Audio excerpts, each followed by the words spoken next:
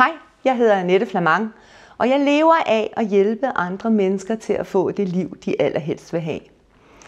Og i dag, der vil jeg tale om en specifik tanke, som rigtig mange mennesker gør sig, og det er uanset alder, erhverv og social status.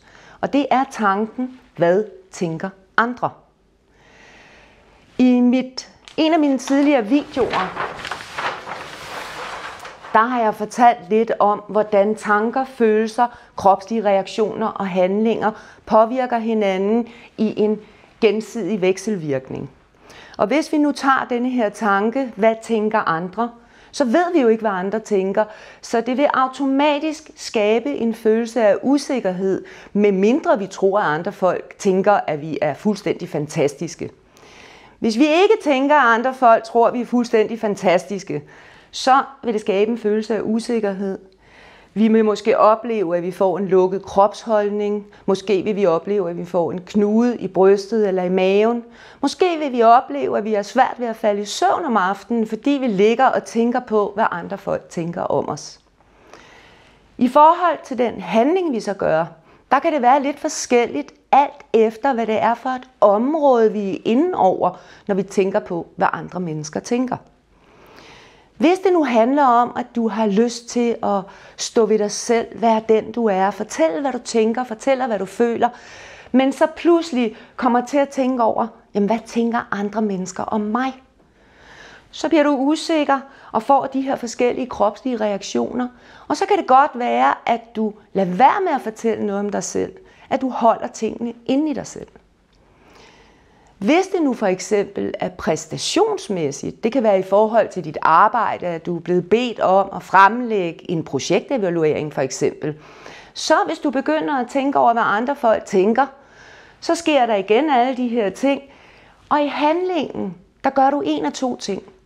Måske melder du dig syg den dag, du skal fremlægge den her projektevaluering, men de fleste, de fortsætter, for det er jo deres job, og det skal vi.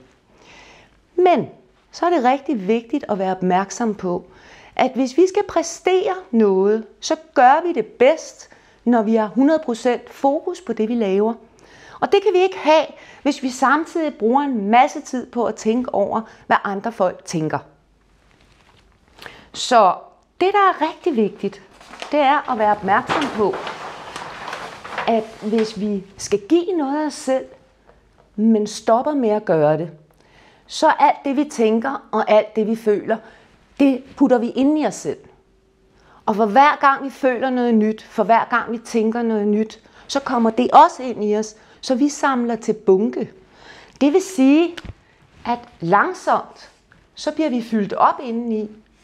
Og til sidst, så kan vi måske opleve, at det sidder helt heroppe i halsen, så det bliver svært at trække vejret. Det bliver svært at være menneske, fordi vi ikke står ved os selv, fordi tanken om, hvad andre tænker, den hele tiden fylder. Hvis det nu er i forhold til at skulle præstere noget, erhvervsmæssigt for eksempel, så giver vi det jo ikke 100% fokus. Fordi vi bruger en masse tid på at tænke over, hvad andre mennesker tænker. Og problemet er, at det vi så præsterer, det bliver ikke så godt, som det kunne være blevet. Og det er vi selv fuldstændig klar over. Og når vi så har præsteret, så begynder vi igen at tænke over, hvad andre folk tænker. Fordi vi måske ikke selv synes, vi leverede godt nok. Når vi bruger tid og energi på at tænke over, hvad andre mennesker tænker om os eller det vi gør, så forsøger vi faktisk at gå ind i andre folks hoveder.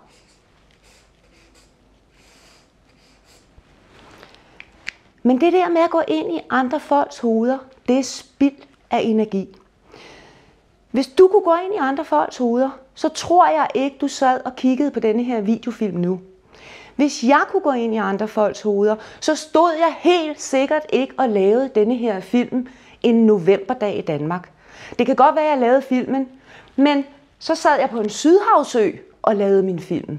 Det kan også være, at jeg valgte at udskyde at lave denne her film, fordi jeg var i gang med at bestige Kilimanjaro. For hvis jeg kunne gå ind i andre folks hoveder, forestil dig så kunne du komme og sige til mig, hvad Annette, Jeg er lidt i tvivl, hvad min leder synes om mit arbejde. Kunne du ikke fortælle mig, hvad hun synes? Eller omvendt. Du kunne komme til mig og sige, hvad Annette, jeg er lidt i tvivl om min medarbejder føler sig ordentligt udfordret og er glad for sit job. Kunne du ikke fortælle mig, hvad han eller hun synes? Det kunne også være mere banalt. Du kunne komme og sige, Annette, jeg synes, ham eller hende er rigtig lækker. Hvad synes han eller hun om mig? Men jeg sidder ikke på en sydhavsø. Jeg er ikke i gang med at bestige Kilimanjaro, for jeg kan ikke gå ind i andre folks hoveder. Og derfor så er tanken om, hvad andre tænker, spild af energi. Vi kunne så lave et tankeeksperiment. Hvad nu, hvis vi rent faktisk kunne gå ind i andre folks hoveder? Således, at vi fik besked om, hvad alle mennesker tænkte om os. Så vil du opleve, at ham her, han synes, det du gør, det er rigtig godt, og du skal bare fortsætte med det. Ham her, han synes, okay, men der mangler noget. Der er noget, du skal gøre på en anden måde. Hende her, hun synes, det emne, du har valgt, er fuldstændig åndssvagt. Hvorfor har du ikke valgt noget andet? Hende her, hun synes i det hele taget, at det, du laver all round, er forkert. Du skulle have et helt andet arbejde, eller du skulle agere på en anden måde. Og ham herover, han synes, det er helt ligegyldigt. Det er slet ikke noget, der interesserer ham. Så hvis du kunne få besked om, hvad alle folk tænker, så vil du få rigtig, rigtig travlt, hvis du skulle tilfredsstille alle de her mennesker. For lige så mange mennesker der er, lige så mange meninger er der. Du kan ikke leve op til andre folks forventninger, så det er rigtig vigtigt, at du finder ud af, hvad er dine forventninger? Hvad vil du gerne? Og at du står ved dig selv ud fra, hvad du tænker, hvad du føler og hvad du gerne vil. Og så forsøger at gøre dit bedste. Så kan det være, at du tænker, nå jo, men hvad nu, hvis de alle sammen synes det samme? Og det er en interessant tanke. For lad os nu sige, at de alle sammen synes det samme. Hvad så, hvis de synes, at du skulle farve dit hår rødt, og så skulle du have tatoveret et lille øje op i panden? Vil du så gøre det? Jeg tænker, at du vil sige, nej, det vil jeg da ikke. Jeg skal ikke have rødt hår, og jeg skal ikke have tatoveret et øje i panden. Og det er fordi, hvis vi går helt ud til yderlighederne, så ved du godt, hvad du vil, og hvad du ikke vil. Og det er essensen i det hele, at det er rigtig vigtigt, at du lærer at mærke efter, hvad vil du, hvad vil du ikke. At du lærer at tro på dig selv, og finde den indre ro, således at du gør det, du gerne vil, og det, du kan stå indenfor. Så næste gang du får en tanke om, hvad andre mennesker tænker, så kan du gøre 2 ting. Den ene ting er, at du kan jo rent faktisk spørge folk, hvad tænker du om det, jeg siger, om det, jeg gør, eller min performance? Og så kan det være, at du tænker, ej, det vil jeg alligevel ikke, fordi så synes jeg udviser en svaghed.